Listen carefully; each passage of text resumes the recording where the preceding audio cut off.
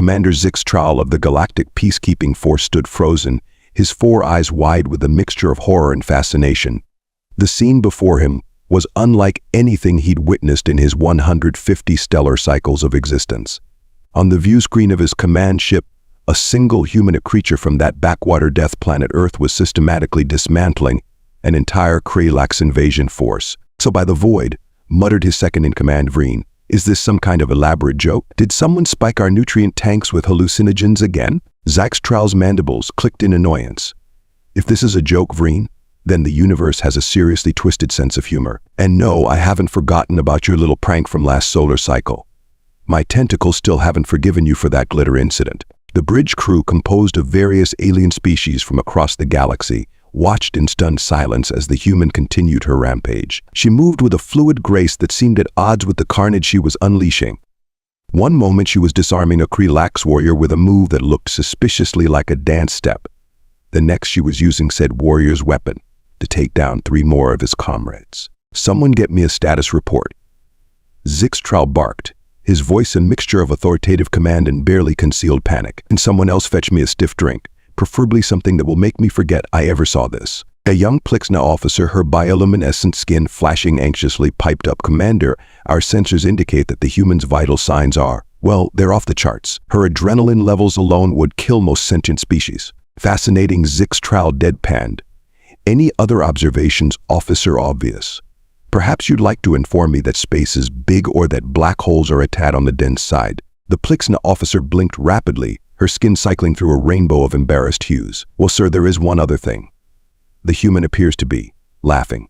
As if on cue, the audio feed crackled to life, filling the bridge with a sound that sent shivers down the spines, or equivalent anatomical structures of every alien present. It was a laugh, yes, but not one of joy or mirth. This was the laugh of someone who had stared into the abyss and found it hilarious. "Oh, come on, you oversized cockroaches," the human taunted, her voice a mixture of battle cry and stand-up comedy routine. "Is this really the best the mighty Kralax Empire can do?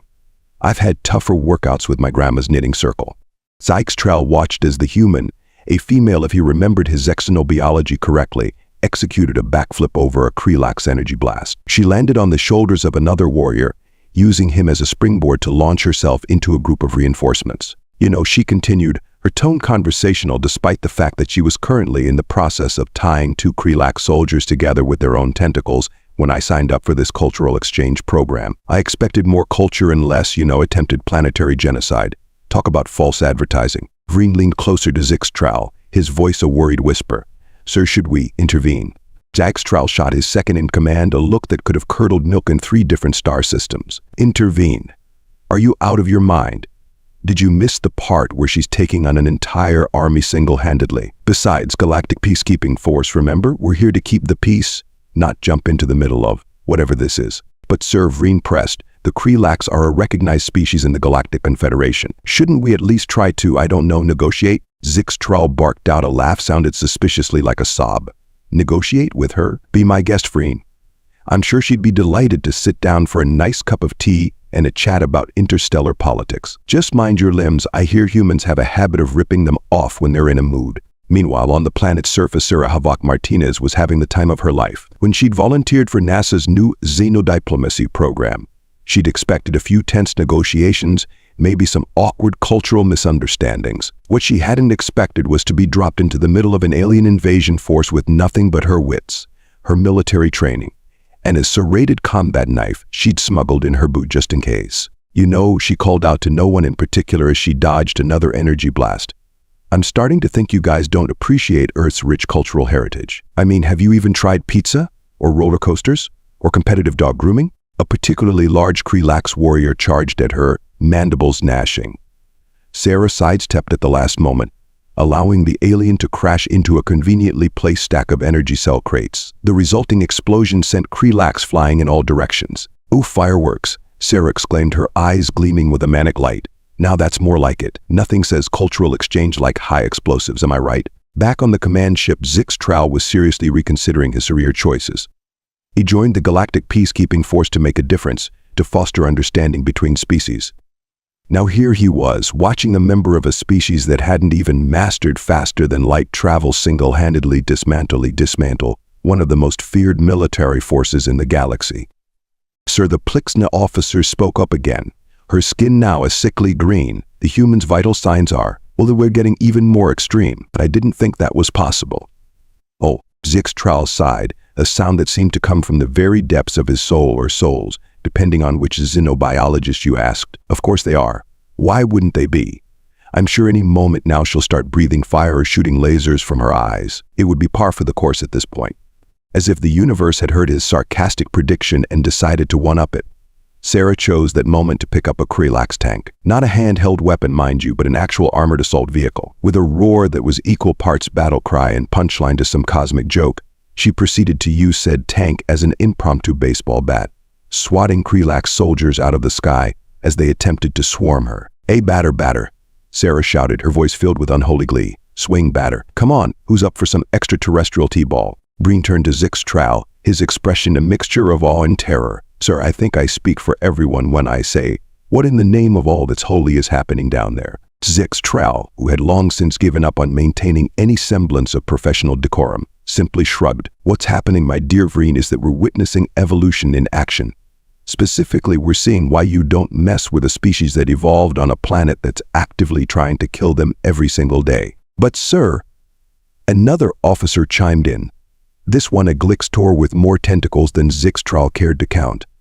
"Surely this level of combat prowess isn't natural. Could the human be using some kind of performance-enhancing substances?" Sarah, who seemed to have a knack for providing perfectly timed responses to the aliens' questions, chose that moment to launch into another monologue. "And you know, I really should thank you guys," she said, her tone conversational, despite the fact that she was currently using 2 Krelax as makeshift nunchucks. "I've been trying to quit caffeine for years, but man, nothing gets the blood pumping like a good old-fashioned alien invasion. Who needs coffee when you've got adrenaline, am I right?"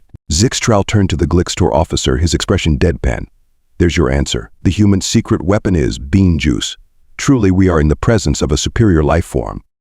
As the battle, if one could call such a one-sided affair a battle, raged on, Zixtral found himself oddly captivated by the human's fighting style.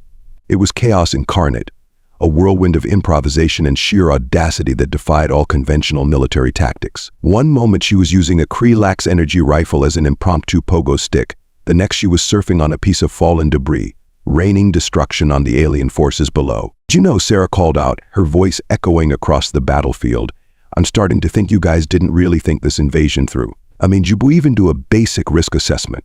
Any decent project manager would have flagged potential for single human to derail entire operation as a major concern." A Krelax commander, clearly at his wit's end, screeched out a reply in his native tongue. The ship's universal translator kicked in, converting the alien sounds into something approximating coherent speech.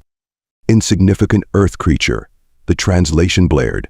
"You cannot hope to stand against the might of the Krelax Empire. Our forces span galaxies. Our technology is beyond your comprehension. We will." The commander's tirade was cut short as Sarah, with unerring accuracy, threw a piece of debris directly into his mandibles. The alien fell back, more shocked than hurt, his epic speech reduced to muffled gurgling. "Sorry, buddy," Sarah quipped, not sounding sorry at all. "I have a strict no monologuing policy during invasions. It's right up there with no wire hangers and no swimming for 30 minutes after eating." Back on the command ship, Vreen turned to Zixtral, his expression a mixture of confusion and Grusian admiration. "Sir, I have to ask, why aren't we helping the Krelax? They are, technically, part of the Galactic Confederation." Zixtral fixed his second in command with a stare that could have frozen a sun. "Help them. Vreen, my dear, deluded friend. Let me explain something in terms even you can understand. What we're witnessing here is not just a battle.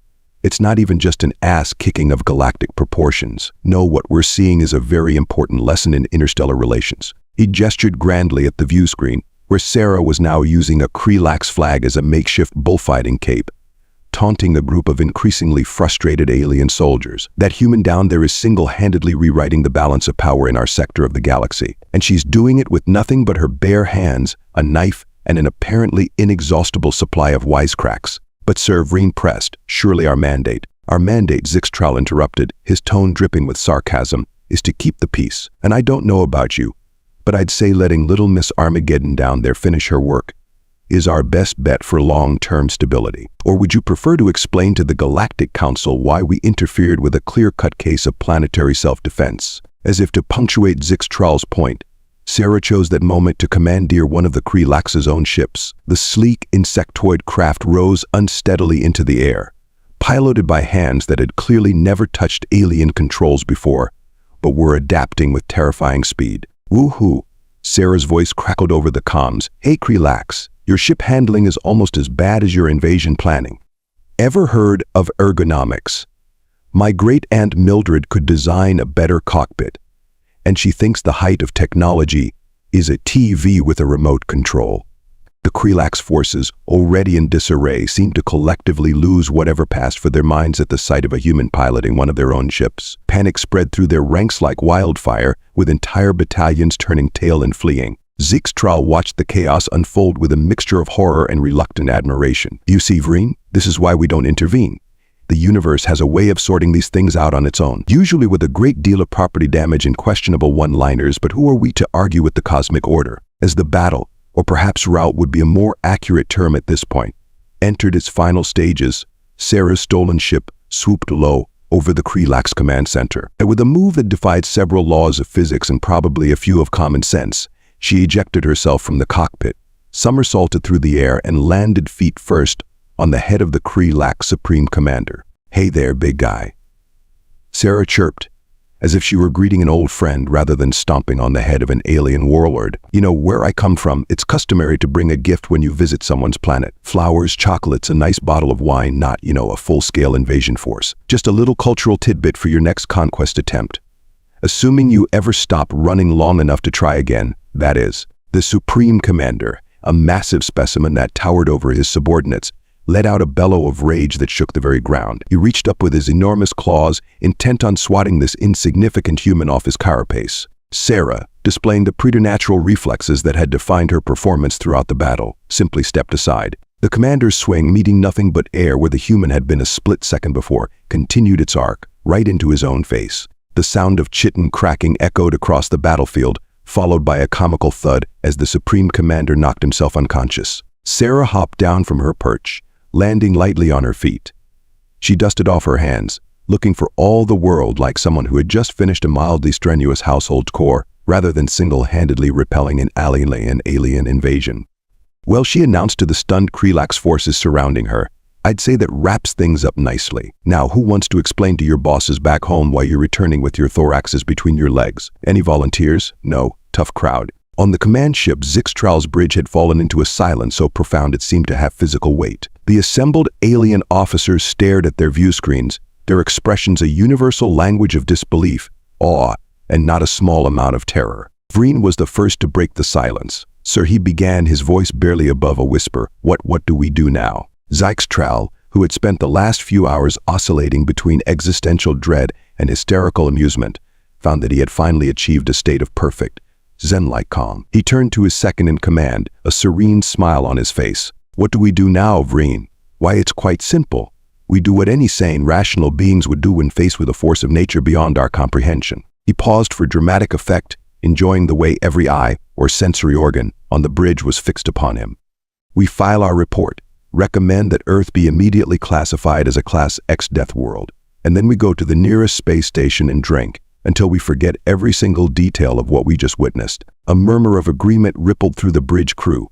It wasn't the most professional response, perhaps, but given the circumstances, it seemed like the only logical course of action. As the Galactic Peacekeeping Force ship prepared to depart, Zixtral couldn't help but take one last look at the view screen. Sarah was still down there, striking a pose atop a pile of unconscious Krelax soldiers, looking for all the world like some bizarre interstellar action hero. Zixtral mused more to himself than to his crew. "I can't help but wonder what would happen if we introduced her to the Zorgnax. You remember them, right? The ones who think they're the galaxy's gift to warfare." Vreen's eyes widened in horror. "Sir, you can't possibly be suggesting." "Oh, but I am, my dear Vreen," Zixtral replied, a mischievous glint in his four eyes. "I think it's high time the Zorgnax learned a little humility. And who better to teach them than our new friend down there?" As if on cue, Sarah's voice crackled over the comms again. "Hey up there, I know you've been watching. Don't suppose you've got any other invasions that need thwarting? I'm all warmed up now, and it seems a shame to waste all this adrenaline." Zixtral couldn't suppress a chuckle. "My dear human," he responded, activating the ship's external speakers. "How would you like to be our official galactic peace enforcer?" There was a moment of silence. Then Sarah's laughter filled the air. "Galactic peace enforcer? I like the sound of that. Does it come with a fancy badge? Ooh, or maybe a cool spacesuit. I've always wanted to try zero-G combat." As Zixtral began to explain the finer points of her new position, which he was absolutely making up on the spot, he couldn't help but feel a mix of excitement and trepidation. The galaxy was about to get a whole lot more interesting and probably a lot more explosion-filled. Meanwhile, down on the planet's surface, Sarah was busy tying up the last of the Krelax soldiers with their own communication cables. As she worked, she hummed a jaunty tune that sounded suspiciously like "Another One Bites the Dust." "You know," she said conversationally to a particularly groggy Krelax warrior, "I really should thank you guys. I haven't had this much fun since that time I accidentally wandered into a Black Friday sale at Walmart. So between you and me, those middle-aged ladies fighting over discounted toasters were a lot scarier than you lot." The Krelax warrior gurgled something that might have been a response or possibly just a plea for mercy. Sarah chose to interpret it as the former. "Oh, you think this was impressive? Buddy, you should see what we humans do for fun. Ever heard of extreme ironing? No? How about cheese rolling? Trust me. Once you've seen a bunch of humans chase a wheel of cheese down a near vertical hill, you'll understand why we're not that impressed by alien invasions." As Sarah continued her impromptu stand-up routine for her captive, an increasingly confused audience, Zixtral's voice boomed from above. "Attention, Sarah of Earth. We've received clearance from Galactic Command. Your new position as Galactic Peace Enforcer has been approved. Would you like to come aboard and discuss the details of your first assignment?" Sarah's face lit up with a grin that would have sent shivers down the spine of any being with a survival instinct. "Oh, hell yes. Just give me a sec to finish gift wrapping these guys for the local authorities." With a speed that defied belief, and possibly several laws of physics, Sarah had the remaining Krelax trussed up and arranged in a neat pile. As a finishing touch, she placed a hastily scribbled sign on top that read, "Free to a good home. Warning may bite." As a shimmering beam from Zixtral's ship began to envelop her, Sarah turned to face the defeated Krelax army. "Well, boys, it's been real. Thanks for the workout. Oh, and a word of advice? Next time you decide to invade a planet, maybe do a little research first. I hear the fluffy bunny nebula is nice this time of year. Much less likely to kick your thoraxes 6 ways from Sunday." And with that parting shot, Sarah dematerialized, leaving behind a scene of carnage, confusion, and not a small amount of property damage. Aboard Zixtral's ship, the mood was a peculiar mix of awe, terror, and resigned acceptance. As Sarah materialized in the transporter room, the assembled crew couldn't help but take a collective step back. "Well, hello there," Sarah chirped, seemingly oblivious to the effect she was having on the aliens. "Nice ship you've got here. Love what you've done with the place. Very spacey." Zixtral, who had appointed himself as the official human handler, a decision he was already beginning to regret, stepped forward. "Welcome aboard, Sarah. I trust you found your interaction with the Krelax stimulating." Sarah's grin, if possible, grew even wider. "Stimulating? Oh, honey, that was better than my morning coffee. Speaking of which, you wouldn't happen to have a cafeteria on this fancy starship, would you? All that invasion thwarting really works up an appetite." As Zixtral led Sarah towards the ship's dining area, while simultaneously signaling for the security team to be on high alert, he couldn't help but ponder the absurdity of the situation. Here he was, a highly decorated commander of the Galactic Peacekeeping Force, playing tour guide to a being that had just single-handedly repelled an invasion force. So Sarah said as they walked, her eyes darting around to take in every detail of the alien ship. "What's this I hear about a first assignment? Please tell me it involves more action. Ooh, or diplomacy.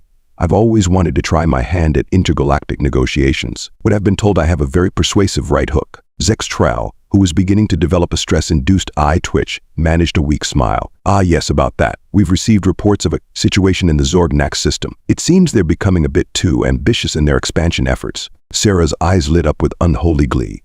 "Ambitious expansion efforts, you say? Well, we can't have that, can we? Tell me more about these Zorgnax.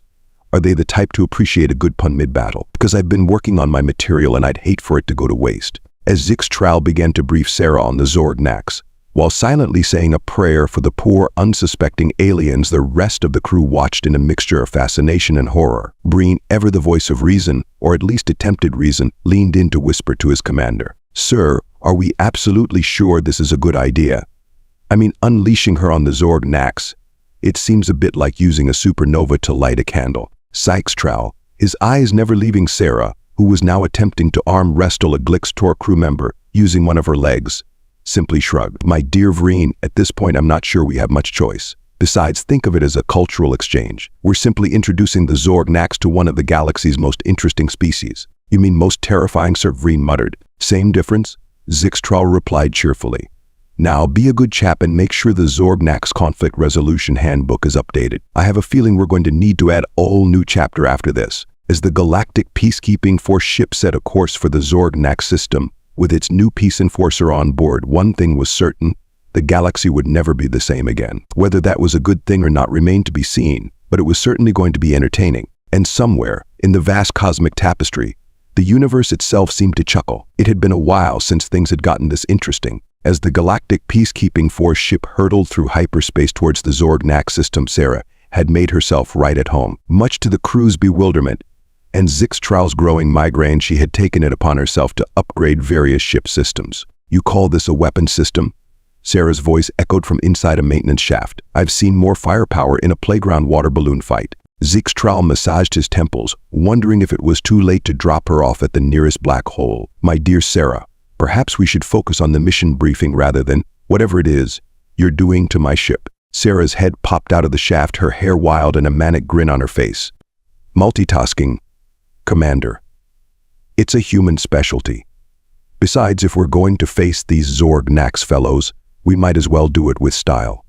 How do you feel about glitter bombs? Before Zixtral could formulate a response that didn't involve screaming into the void, the ship's alarms blared. Vreen's panicked voice came over the comm. Sir, we've got a problem. The Zorgnax fleet, they're here. As the crew rushed to battle stations, Sarah casually strolled onto the bridge, munching on what appeared to be a sandwich made entirely of alien fruits and possibly some engine parts. Well, she said, eyeing the massive Zorgnax armada on the view screen. Looks like the party started without us. How rude. Zixtral, who had long since given up on maintaining any semblance of normal protocol, simply sighed. I don't suppose you have any brilliant ideas for dealing with a fleet that outnumbers us 1,000 to 1. Sarah's grin could have powered a small sun.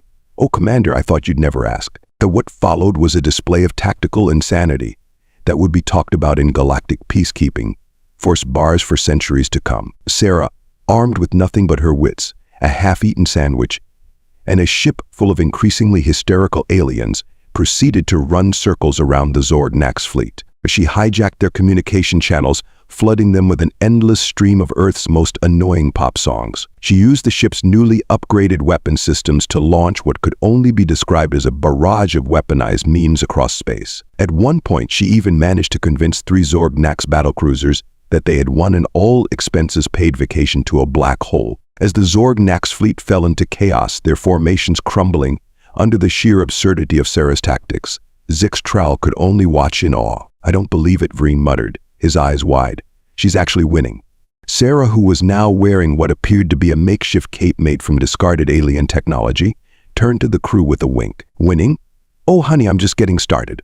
Now, who wants to see me make their flagship do the Macarena? Hours later, as the last of the Zorgnax ships limped away in retreat, the bridge of the Galactic Peacekeeping Force ship erupted in cheers. As Sarah, covered in a mixture of sweat, glitter, and what might have been engine oil, took a theatrical bow. Thank you, she said, grinning from ear to ear.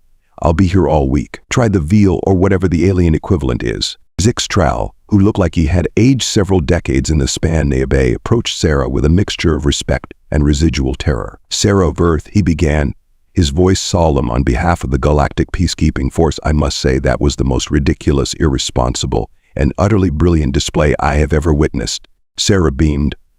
Aw, shucks, Commander, you're making me blush. So what's next? Any other bullies in the galaxy need a good old-fashioned Earth-style butt-kicking. As if in answer to her question, the ship's communication system crackled to life. A holographic image of a stern-looking alien appeared, adorned with enough metals to sink a small planet. Commander Zixtral, the alien intoned, its voice dripping with authority. This is High Admiral Koztok of the Galactic Council. We've received reports of your unorthodox handling of the Zorgnax situation. Explain yourself immediately. Sarah, never one to miss an opportunity, sidled up to the hologram with a cheeky grin. Well, hello there, handsome, she purred, causing the High Admiral's eye stalks to twitch in confusion. Let me tell you a little story about how Earth just saved the galaxy's bacon. Got about 3 hours. As Sarah launched into a retelling of events that somehow involved space pace pirates, a dance-off, and an impromptu cooking show, Zixtral couldn't help but smile. The galaxy would never be the same, but perhaps that wasn't such a bad thing after all. In the weeks and months that followed, Sarah's reputation grew to legendary proportions. She became known across the stars as the Death Worlder diplomat, a being capable of ending wars with nothing but bad puns and interpretive dance. The galactic peacekeeping foresaw a surge in recruitment, though whether it was out of admiration or a desire to witness the chaos firsthand was anyone's guess. As for Sarah herself, she took to her new role with gusto, traveling the cosmos and leaving a trail of bewildered aliens and averted crises in her wake. And if the occasional planet ended up covered in glitter or spontaneously burst into synchronized dance routines, well, that was just part of the Sarah Martinez experience. Back on Earth, news of Sarah's exploits eventually trickled down through classified channels. NASA executives were seen alternating between fits of hysterical laughter and bouts of heavy drinking. The Cultural Exchange Program was quietly rebranded as the Galactic Havoc Prevention Initiative, with Sarah as its poster child. And somewhere in the vast expanse of space, aboard a ship that now sported racing stripes and a disco ball, Sarah Martinez looked out at the stars and grinned. The galaxy was full of wonders, dangers, and beings who took themselves far too seriously. And she, armed with nothing but her wit, her strength, and an inexhaustible supply of terrible jokes, was ready to take it all on. As Zixtral often said, usually while nursing a strong drink, the universe may never be ready for humans, but by the cosmic constants, they sure make things interesting. And with that, dear readers, we leave our intrepid hero to her next adventure. For in a universe full of terror and wonder, sometimes all you need is a human with a bad attitude and a good right hook to set things right.